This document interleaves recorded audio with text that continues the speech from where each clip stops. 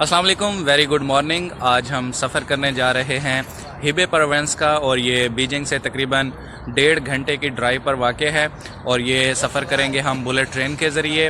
और इस सफ़र के दौरान हम तकरीबन 4 जगहों का विज़िट करेंगे, जिसमें और टर्मिनल, कॉफियान पोर्ट और इसके अलावा साउथ लेक पार्क और इंडस्ट्री म्यूज़ियम शामिल है।